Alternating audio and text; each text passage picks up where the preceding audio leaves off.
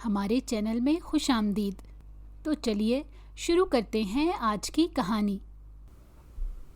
میری بیٹی اب تو جوان ہو چکی ہے اور میں جلد ہی اس کی شادی کرنے والی ہوں، لیکن جب میری بیٹی چھوٹی سی تھی تب اس کے ساتھ جو کچھ ہوا وہ سوچ کر آج بھی میری روح لرز جاتی ہے، کیونکہ بیٹیوں کے معاملات بڑے نازک ہوتے ہیں، اسی لیے میں چاہ کر بھی یہ بات کسی کو نہیں بتا سکتی تھی۔ لیکن میں اس وقت کو یاد کرتی ہوں تو مجھ پر سکتہ طاری ہو جاتا ہے۔ مجھے سمجھ نہیں آتی کہ ایک انسان حد سے آگے کیسے نکل سکتا ہے اور پھر اپنے چہرے پر دوسرا چہرہ سجا لیتا ہے کہ آس پاس والے دھوکہ کھاتے رہتے ہیں۔ ایسا ہی کچھ ہمارے ساتھ ہوا تھا۔ ہم جس علاقے میں رہتے تھے وہ علاقہ کچی بستی اور نالے کے بالکل قریب تھا، یہاں تک کہ جس گلی میں ہمارا گھر تھا اس کے آگے سے کچی بستی کا علاقہ شروع ہو جاتا تھا۔ میرا تعلق ایک مڈل کلاس فیملی سے تھا، لیکن ہمارے خاندان کے کچھ اصول اور طور طریقے بھی تھے۔ میں شادی سے پہلے ایک گاؤں میں رہتی تھی۔ میرے بابا سائیں گاؤں کی پنچایت کے رکن تھے، اسی لیے پورے گاؤں میں ان کی بہت سنی جاتی تھی۔ ہر اہم معاملے میں بابا سائیں سے مشورہ کرنے کے لیے لوگ رات کے وقت ہماری بیٹھک میں آیا کرتے تھے، جہاں بابا سائیں 3-4 گھنٹے بیٹھتے تھے۔ آنے جانے والوں کا تانتا بندہ رہتا اور گھر کے چولہے پر کھانے پینے کا اہتمام ہوتا رہتا تھا۔ یہ ہمارے گھر کا اصول تھا کہ کوئی بھی مہمان گھر آتا تو اسے خالی پیٹ نہیں جانے دیتے تھے، کم سے کم چائے پانی لازمی پلاتے تھے۔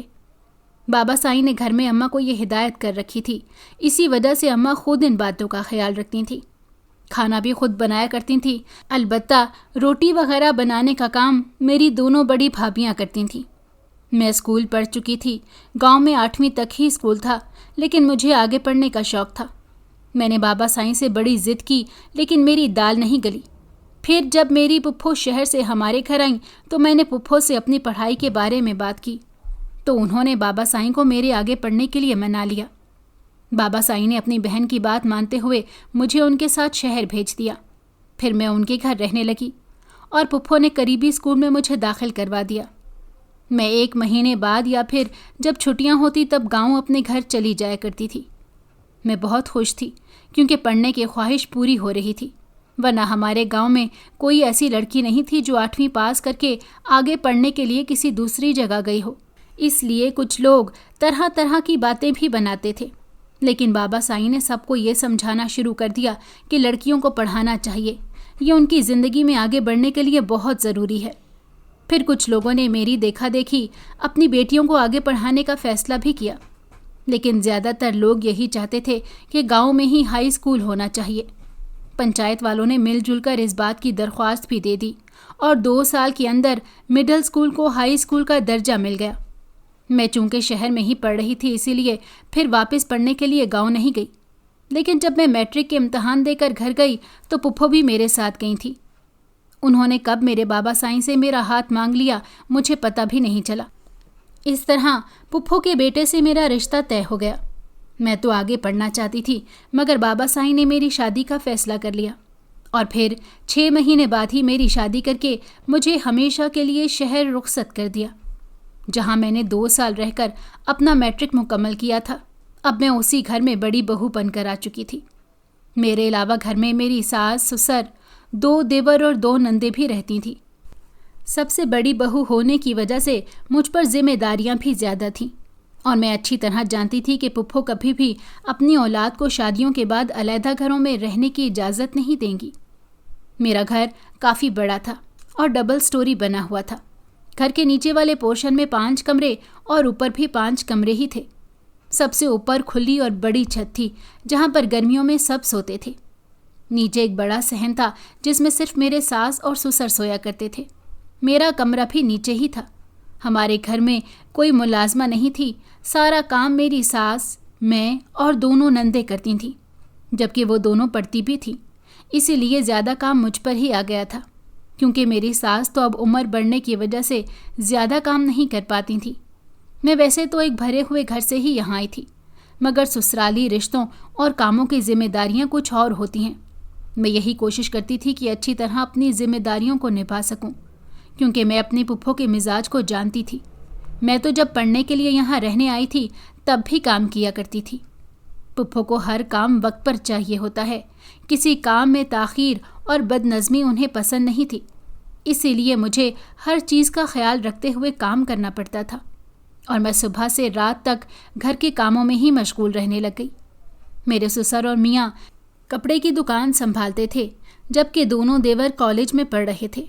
میرے سسر کا ارادہ تھا کہ ان کے دونوں چھوٹے بیٹے بھی کالج کے بعد دکان کو وقت دیا کریں، لیکن وہ دونوں دکان پر بیٹھنا نہیں چاہتے تھے۔ ان میں سے ایک تو ڈاکٹری پڑھنے کے خواب دیکھ رہا تھا، وہ پڑھنے میں بھی اچھا تھا اور ہم سب یہ بھی جانتے تھے کہ وہ اپنی بات منوا کے رہے گا۔ پھر جب ان دونوں نے انٹر پاس کر لیا تو بڑا دیور سسر کے بار بار کہنے کی وجہ سے دکان پر جانے لگ گیا، اور چھوٹے نے ڈاکٹری کرنے کے لیے میڈیکل کالج میں داخلہ لے لیا۔ وہ ایک پرائیویٹ کالج تھا، اس کی فیس بھی بہت زیادہ تھی، لیکن میری ساس کا کہنا تھا کہ اتنی بڑی دکان اچھی خاصی چل رہی ہے تو بیٹے کی فیس اور تعلیم کے اخراجات دینا اتنی بڑی بات تو نہیں ہے۔ اس وجہ سے میرے سسر خاموش ہو گئے، لیکن میں جانتی تھی کہ اس دکان کو چلانے کے لیے میرے میاں کس طرح دن رات ایک کرتے تھے، دوسرے شہر سے جا کر مال لانا اور سارا حساب کتاب کا، اس کے ساتھ ساتھ دکان کو بھی سنبھالنا، یہ سب ذمہ داریاں میرے میاں پر تھیں۔ مجھے تو ایسے لگتا تھا جیسے گھر پر میرے بغیر اور وہ کام میں میرے میاں کے بغیر گزارا ہو ہی نہیں سکتا، اور حقیقت بھی یہی تھی، کیونکہ جب تک میری شادی کو 1 سال ہوا گھر کی مکمل ذمہ داری مجھ پر آ گئی تھی۔ دونوں نندیں میٹرک میں آ چکی تھیں اور ہر وقت پڑھائی کا بہانہ کر کے اپنے کمروں میں بند رہتی تھیں۔ ساس نے اب کام سے ہاتھ اٹھا لیا تھا کیونکہ ان کے جوڑوں میں درد رہتا تھا۔ لے دے کر ایک تندرست اور فارغ میں ہی تھی جو پورے گھر کو بھی سنبھالتی اور گھر والوں کے بھی کام کرتی تھی۔ گاؤں کے ماحول میں پلنے بڑھنے کی وجہ سے میں صحت مند اور طاقتور تھی، اس لیے سارے رگڑے سہ لیتی تھی، لیکن مجھے اس بات پر غصہ آتا تھا کہ ایک کھانا تو ہمارے گھر میں بنتا ہی نہیں تھا۔ میں روزانہ کھانے میں 2 یا 3 چیزیں بنایا کرتی تھی، کیونکہ کچھ میری ساس سسر نہیں کھاتے تھے تو کچھ دیوروں کے حلق سے نہیں اترتا تھا، اور نندوں کے نخرے تو بہت ہی زیادہ تھے، اسی لیے کم سے کم 2 طرح کے سالن تو مجھے روز بنانے پڑتے تھے، اور پھر سب کو دونوں ٹائم تازہ روٹیاں ہی چاہیے ہوتی تھیں۔ صرف ایک میرے میاں ہی تھے جو میرا خیال کرتے تھے۔ رات کو جب وہ دیر سے دکان بند کر کے واپس آتے تو میں ان کے لیے تازہ روٹی ڈالنے کے لیے اٹھ جاتی، تب وہ مجھے منع کرتے تھے اور کہتے تھے کہ جب سب کی روٹی بناتی ہو میری بھی تبھی بنا کر رکھ دیا کرو، لیکن مجھے اچھا نہیں لگتا تھا کہ جو اتنی محنت کر رہا ہے اسے تازہ روٹی نہ ملے۔ حالانکہ دکان تو 8-9 بجے بند ہو جاتی تھی، لیکن سارا حساب کتاب کرنے میں 2-2.5 گھنٹے آرام سے لگ جاتے تھے۔ گھر میں سب کے فرمائشی پروگرام صرف کھانے پینے تک محدود نہیں تھے، بلکہ سب کو رہن سہن میں بھی نخرے آتے تھے۔ کوئی روز کپڑے بدلتا تو کوئی ہر ہفتے اپنے کمرے کی بیڈ شیٹ چینج کرواتا رہتا تھا، اور ہفتے بعد جب میں مشین لگاتی تو کپڑوں کا اتنا بڑا ڈھیر دیکھ کر میرا دل گھبرانے لگ جاتا تھا۔ پہلے تو میں نے سارا کام کسی مشین کی طرح سنبھالا ہوا تھا، لیکن جب میری شادی کو 1 سال گزر گیا اور میں نے دیکھا کہ سب ڈھیٹ بن کر سارا کام مجھ پر ڈال کر بیٹھ گئے ہیں تو میں نے بھی تھوڑی بہت اپنی مرضی چلانے کی کوشش کی، لیکن زیادہ کامیاب نہ ہو سکی۔ البتہ میں نے مشین لگانے کے لیے جو دن مقرر کر رکھا تھا اس دن صرف 1 ہی سالن بنایا کرتی تھی۔ شروع میں میری ساس نے مجھے ٹوکا تو میں نے کہا کہ پپھو میں اتنے سارے کپڑے دھوؤں یا 2 سالن بناؤں۔ تب سے دوسرا سالن میری ساس نے بنانا شروع کر دیا، لیکن وہ اپنی بیٹیوں کو تو کوئی کام نہیں کہتی تھی۔ مجھے سمجھ نہیں آتا کہ جو لوگ بہوؤں کے معاملے میں اتنے سخت ہوتے ہیں وہ بیٹیوں کو کیوں اتنی ڈھیل دے کر رکھتے ہیں۔ اور پھر اللہ کر کے میری ساس کو میرے دیور کی شادی کا خیال آیا تو میں نے شکر ادا کیا۔ اب یہاں بھی ایک بڑا مسئلہ کھڑا ہو گیا۔ میری ساس کو اپنے بیٹے کے لیے کوئی لڑکی پسند ہی نہیں آتی تھی۔ خاندان میں اب ساری لڑکیاں چھوٹی تھیں، اس لیے وہ خاندان سے باہر ہی رشتے دیکھ رہی تھی، اور پھر اللہ کر کے انہیں ایک لڑکی پسند آ ہی گئی۔ شادی کی تیاریاں شروع ہوئیں تو گھر میں کام بھی بہت زیادہ بڑھ گئے۔ میں نے اپنے شوہر سے ملازمہ کے لیے بات کی تو میرے شوہر نے اپنی اماں سے اس بارے میں ذکر کیا، جس پر پپھو ہتھے سے اکھڑ گئیں کہ ہمارے گھر میں کام کاج کے لیے کبھی ملازمہ نہیں رکھی گئی، یہ ہمارے خاندان کا رواج نہیں ہے۔ ہمارے خاندان میں عورتیں گھر کے سارے کام خود کرتی ہیں، ہم ملازموں پر کام چھوڑنا پسند نہیں کرتے۔ یہ سن کر میرے شوہر نے کہا کہ اماں وہ زمانہ کچھ اور تھا، تب سب مل جل کر کام کر لیا کرتے تھے، اور اب بھی سارا کام ہو ہی رہا تھا، لیکن شادی کی وجہ سے یہ ضروری ہے کہ ملازمہ کو رکھ لیا جائے۔ تو میرے سسر کے کہنے پر میری ساس نے ملازمہ رکھنے کی حامی بھر لی، لیکن شرط یہ رکھی کہ شادی کے 10 دن بعد اسے ہٹا دیا جائے گا۔ میں نے اسی کو غنیمت جانا کہ چلو شادی تو سکون سے نمٹ جائے گی، کیونکہ میں جانتی تھی کہ سارا خاندان جمع ہوگا، میں اکیلی کیسے سارا کچھ سنبھال سکتی تھی۔ اور پھر ایک ملازمہ کا انتظام کر دیا گیا۔ اب میرے کام میں کچھ آسانی ہو گئی تھی۔ شادی کے معاملات شروع ہو چکے تھے اور میرے کام بھی اتنے ہی زیادہ بڑھ چکے تھے، یہاں تک کہ کسی بھی فنکشن میں ٹائم پر تیار نہیں ہو پاتی تھی، جبکہ بڑی بہو ہونے کے ناطے میرا ہر فنکشن میں آگے رہنا بھی ضروری تھا۔ مجھے سمجھ نہیں آتی تھی کہ یہ لوگ مجھے مشین سمجھتے ہیں یا میں ان کی نظر میں انسان ہی نہیں تھی۔ آخر کار جب میری بھابیاں شادی سے 4 دن پہلے میری اماں کے ساتھ رہنے آئیں تو انہوں نے میرا ہاتھ بٹانا شروع کیا۔ تب مجھے کچھ سکون ملا۔ اس کے باوجود ہر فنکشن میں میری تیاری سب سے آخر میں تیار ہو کر شرکت کرتی تھی، اور جب میری دیورانی اس گھر میں دلہن بن کر آ گئی تو میں نے سوچا کہ کچھ دن بعد اسے بھی میری طرح کاموں پر لگا دیا جائے گا۔ اس لیے شروع میں نے اس کا بہت خیال رکھا۔ وہ بھی مجھ سے اٹیچ ہو گئی۔ سب مہمان جا چکے تھے اور روز کی روٹین شروع ہو گئی تھی۔ میری ساس نے جو کہا تھا وہی کیا، اور شادی کے ٹھیک 10 دن بعد ملازمہ کا حساب کتاب کر کے چلتا کر دیا۔ میری دیورانی میرا منہ دیکھتی رہ گئی۔ بعد میں جب میں کچن میں برتن دھو رہی تھی تو وہ بھی وہاں آ گئی۔ مجھ سے کہنے لگی کہ بھابھی، اتنا بڑا گھر ہے اور اتنے لوگ مل کر رہتے ہیں، کام تو بہت زیادہ ہوتا ہوگا، پھر اماں نے ملازمہ کو کیوں ہٹا دیا؟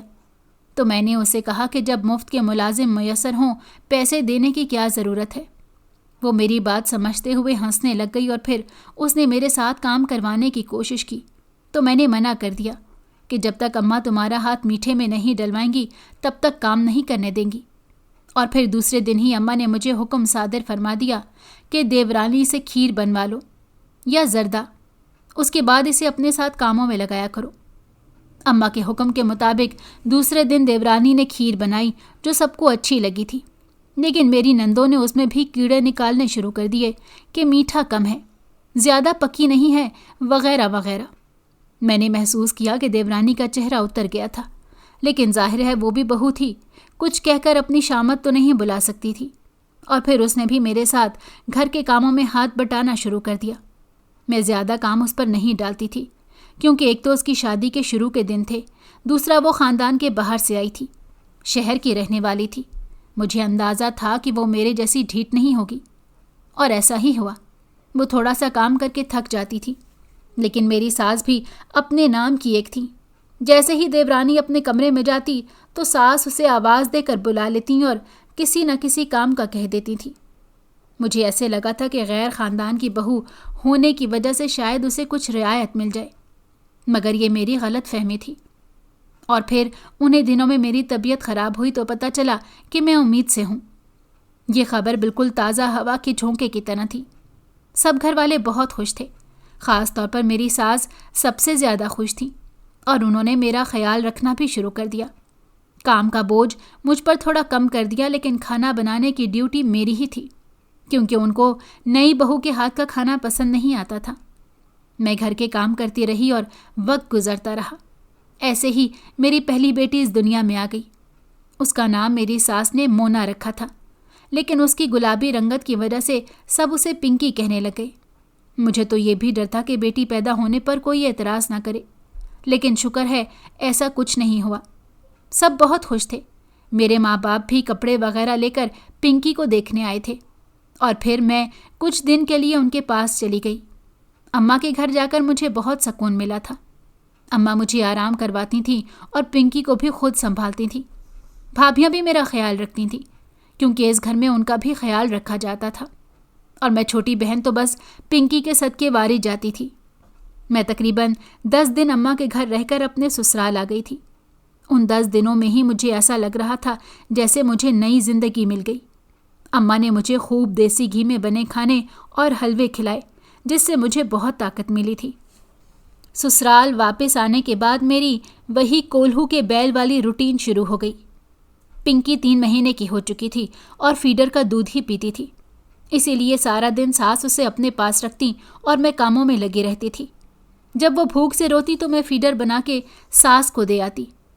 آہستہ آہستہ مجھے تو ایسے لگنے لگا جیسے پنکی میری بیٹی ہی نہیں ہے، صرف رات کو میرے پاس سوتی تھی، ورنہ سارا دن تو دادی کے کمرے میں ہی رہتی تھی۔ ایسے ہی وقت گزرتا رہا۔ جب پنکی 5 سال کی ہو گئی تو میرے ہاں ایک بیٹے کی ولادت ہوئی۔ پھر تو میری ساس سب سے زیادہ خوش تھی، کیونکہ 6 مہینے پہلے دیورانی کے ہاں بھی بیٹی ہی ہوئی تھی۔ اب ساس کو پوتے کا انتظار تھا اور یہ خواہش ان کی پوری ہو گئی، مگر اس کے بعد تو انہوں نے پنکی کو جیسے نظر انداز ہی کر دیا۔ دراصل میری ساس کو لگتا تھا کہ ان کی دونوں بہویں انہیں پوتا نہیں دیں گی، حالانکہ بیٹا بیٹی کا اختیار تو کسی کے پاس بھی نہیں ہے۔ دیورانی کے ہاں بھی پہلا بچہ لیٹ ہوا تھا اور ہوئی بھی بیٹی تھی۔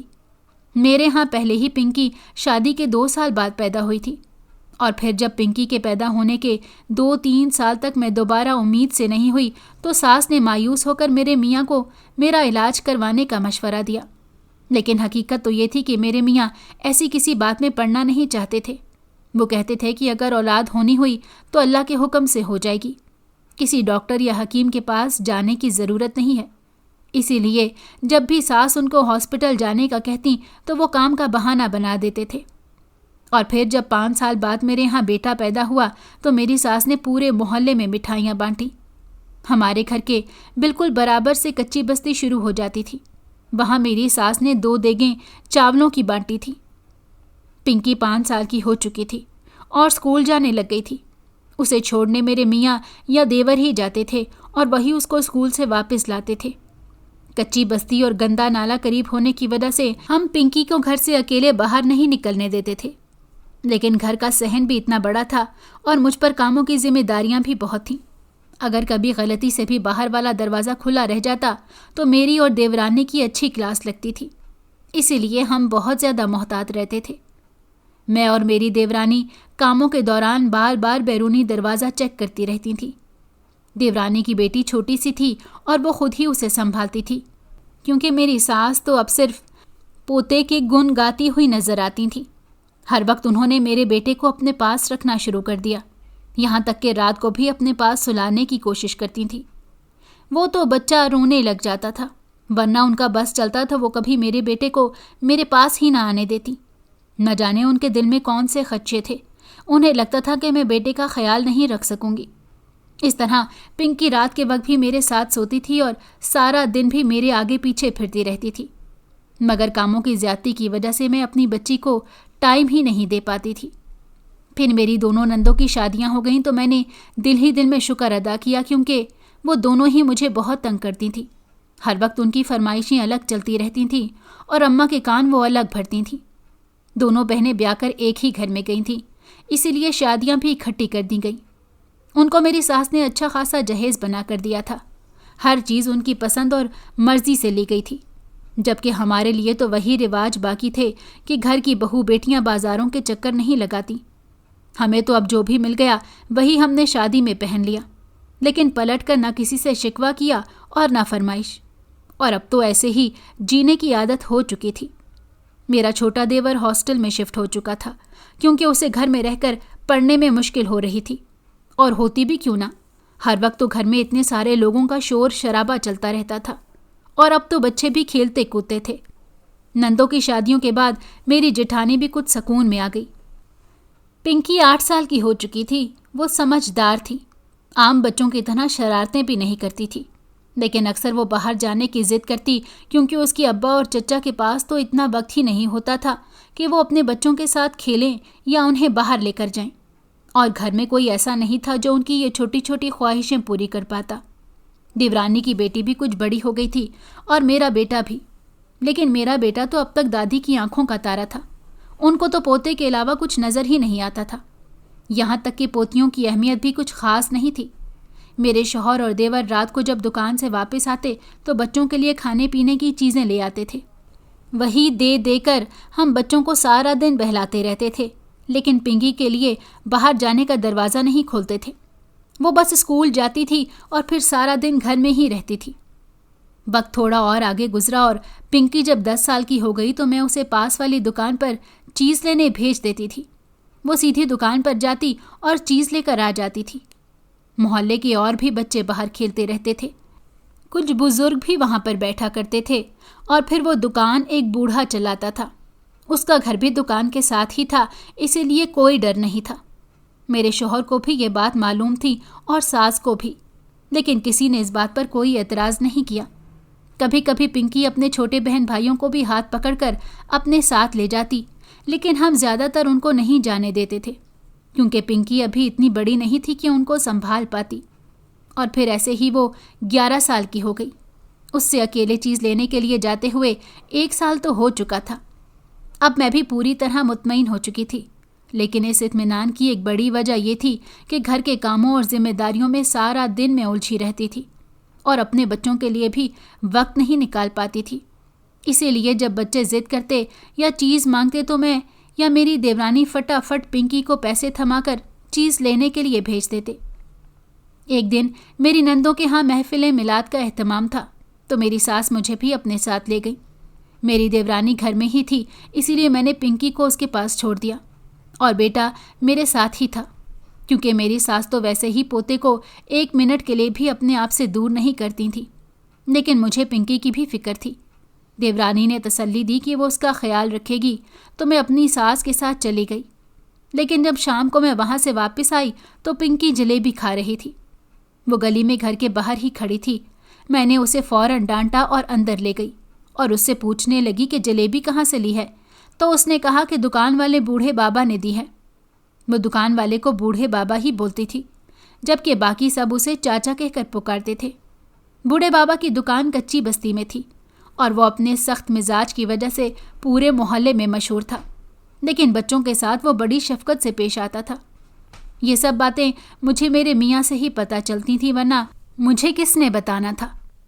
पिंकी को उस दिन जलेबी खाते हुए देखा तो मैंने सोचा कि शायद चाचा ने जलेबियाँ बांटी होंगी और बच्चों को भी दे दी। मैंने पिंकी से पूछा कि छोटी बहन के लिए नहीं लाई, तो कहने लगी कि बूढ़े बाबा ने एक ही दी थी जो मैंने खा ली। लेकिन उससे अगले दिन फिर से पिंकी के हाथ में जलेबी थी, जो वो खाती हुई घर में दाखिल हुई। मैं बरामदे में खड़ी उसे देख रही थी और वो सहन क्रॉस करके जब तक मेरे पास पहुंची उसने पूरी जलेबी ख़त्म कर ली थी। मैंने पूछा कि आज फिर चाचा ने जलेबियां बांटी हैं, तो पिंकी ने कहा कि पता नहीं, लेकिन जब मैं चीज़ लेने गई तो बूढ़े बाबा ने मुझे जलेबी दी थी। पिंकी को वैसे भी मीठा बड़ा पसंद था और वो जलेबियां तो बड़े शौक से खाती थी। शायद इस वजह से चाचा ने आज भी जलेबी उसे दे दी थी। मेरे जहन में यही ख्याल आया तो मैं खामोश हो गई और अपने कामों में लग गई। लेकिन अब तकरीबन रोज़ ही ऐसे होने लग गया था। पिंकी शाम के वक्त जब चीज़ लेने जाती तो जलेबी खाती हुई वापस आती थी, मगर जलेबी उसे एक ही मिलती थी जो वो अकेली ही खा जाती थी। इस बात को तकरीबन 1 हफ्ता या 10 दिन गुजर चुके थे। एक रात जब पिंकी मेरे पास सो रही थी तो उसके पेट में दर्द शुरू हो गया। वो रोने लग गई। मैंने उसे पेट दर्द की दवा दी तो कुछ देर बाद वो सो गई।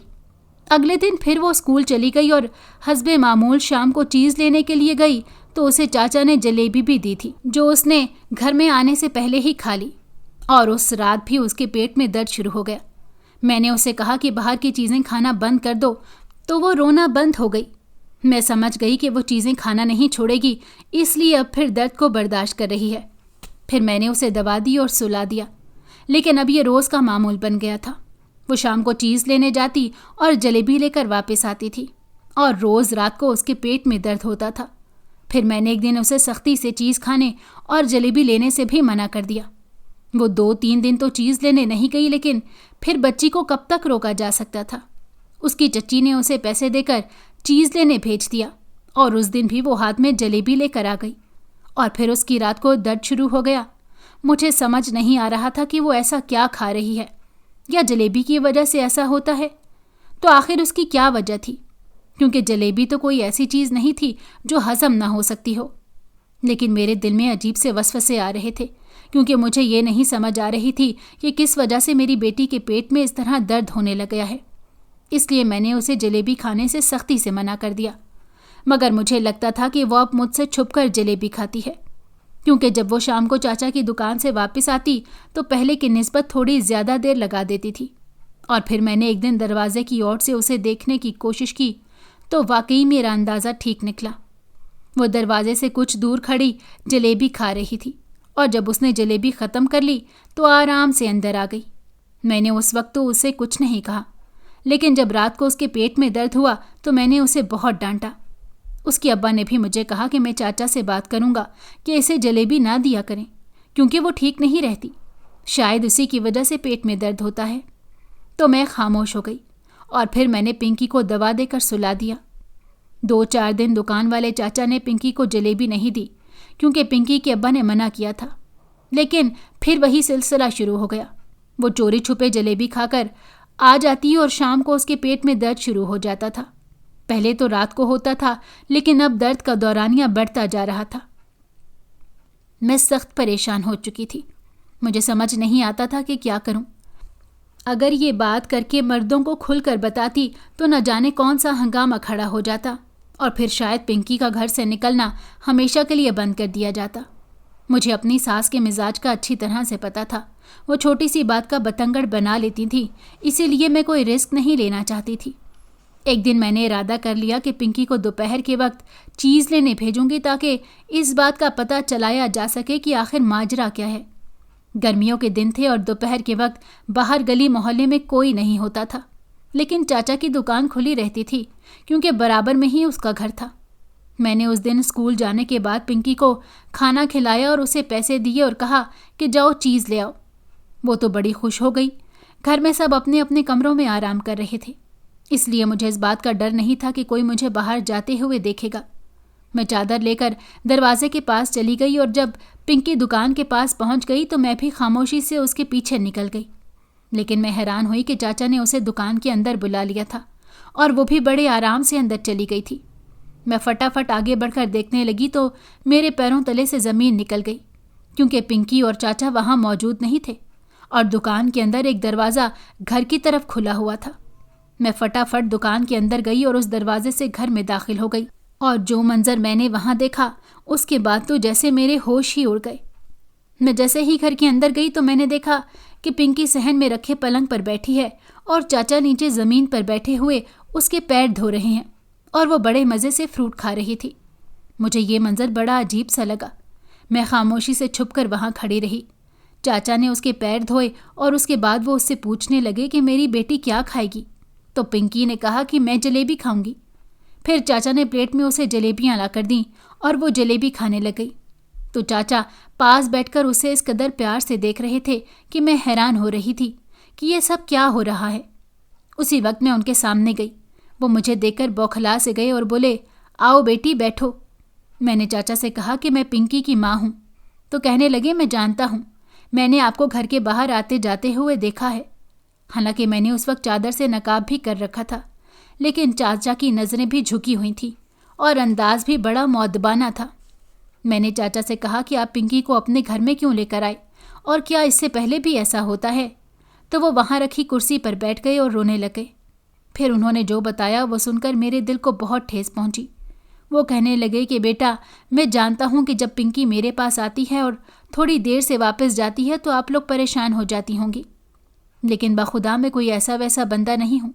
دراصل کافی سال پہلے کی بات ہے کہ میرے آنگن میں بھی میری یہاں 2 بیٹیاں کھیلا کرتی تھیں، جنہیں دیکھ دیکھ کر ہم دونوں میاں بیوی جیتے تھے۔ وہی دونوں بیٹیاں ہماری کل کائنات تھیں، مگر جب وہ دونوں 5 اور 6 سال کی ہوئیں تو ان دونوں کو کچھ ایسی بیماری ہو گئی تھی جس کی وجہ سے وہ دن بدن کمزور ہوتی گئیں۔ ہم غریب لوگ تھے، ان کا ٹھیک سے علاج نہیں کروا سکے اور وہ 6 مہینے سخت بیمار رہنے کے بعد دنیا سے چلی گئیں۔ ان کی یاد میں تڑپتے اور روتے ہوئے ہم دونوں اکیلے رہ گئے، لیکن میری بیوی یہ صدمہ نہیں برداشت کر سکی اور وہ بھی 1 سال بعد مجھے چھوڑ کر چلی گئی۔ اس کے جانے کے بعد میں اس دنیا میں اکیلا رہ گیا تھا۔ سب نے مجھے شادی کرنے کا بہت کہا مگر میرا دل نہیں مانتا تھا۔ اسی واقعے کے بعد میرا مزاج چڑچڑا ہوتا گیا۔ میں نے یہ دکان ڈالی اور نوکری چھوڑ دی تھی، اور یہ دکان ڈالنے کا مقصد بھی یہ تھا کہ محلے کے چھوٹے چھوٹے بچے بچیاں میری دکان پہ آتے رہیں تو شاید میری زندگی کچھ آسان ہو جائے۔ خاص طور پر جو بیٹیاں میری دکان پر چیز لینے آتی ہیں تو مجھے بڑی خوشی ہوتی ہے، اور پنکی تو ویسے ہی بہت پیاری بچی ہے۔ ایک دن باتوں باتوں میں اس نے مجھے بتایا کہ اسے جلیبی بہت پسند ہے، تو میں اس کے لیے جلیبی خرید کر رکھنے لگا۔ लेकिन जिस दिन उसके पापा ने मुझे मना किया तो मैं समझ गया था कि कोई ना कोई मसला ज़रूर है, वरना वो मुझे क्यों मना करते। और अब मैं यही पूछने के लिए उसे अपने पास अंदर लेकर आया था, मगर ये बेचारी छोटी सी बच्ची मुझे क्या बता सकती थी। अच्छा हुआ आप आ गईं और सारी बात आमने सामने हो गई। चाचा की कहानी सुनकर मेरी आंखें भर आईं और मैं दिल ही दिल में शर्मिंदा हुई कि मैं उनके बारे में कितना गलत सोच रही थी। मैंने तो ये सोचा ही नहीं था कि हर इंसान की ज़िंदगी के भी दो पहलू होते हैं और शख्सियत के भी। ज़रूरी नहीं कि जो हमें लग रहा हो सामने वाला वैसा ही हो। बाज़ औक़ात कहानी वो निकलती है जिसका हमने सोचा भी नहीं होता। मैं खामोशी से पिंकी को वहाँ से लेकर आ गई और उसे ये बात किसी को भी बताने से मना कर दिया। उसके बाद मैंने उसे कभी भी चाचा के पास जाने से नहीं रोका। अलबत्ता मैंने उसके पेट दर्द की वजह से डॉक्टर से उसका चेकअप करवाया तो पता चला उसके पेट में कीड़े हैं, जिसके लिए डॉक्टर ने दवा लिख कर दी थी। और फिर सब कुछ ठीक हो गया। पिंकी रोज़ चाचा की दुकान पर जाती थी और अब मैं रोज़ खाना या कोई ना कोई ऐसी चीज़ पिंकी के हाथ चाचा के लिए भेज देती थी जो घर में पकाया करती थी। आज इस बात को काफ़ी अरसा बीत चुका है। चाचा का इंतकाल हो गया है और पिंकी भी दुल्हन बनने जा रही है। मैं सोचती हूँ कि अगर चाचा पर शक करके मैं मर्दों में ये बात डाल देती तो न जाने मेरी पिंकी आज किस मोड़ पर खड़ी होती। अगर आपको हमारी कहानी पसंद आई हो तो हमारे चैनल को लाइक करें और सब्सक्राइब कर दें। बेल नोटिफिकेशन को भी ऑन कर दें ताकि हमारी आने वाली हर मज़ेदार कहानी आपको वक्त पर मिलती रहे।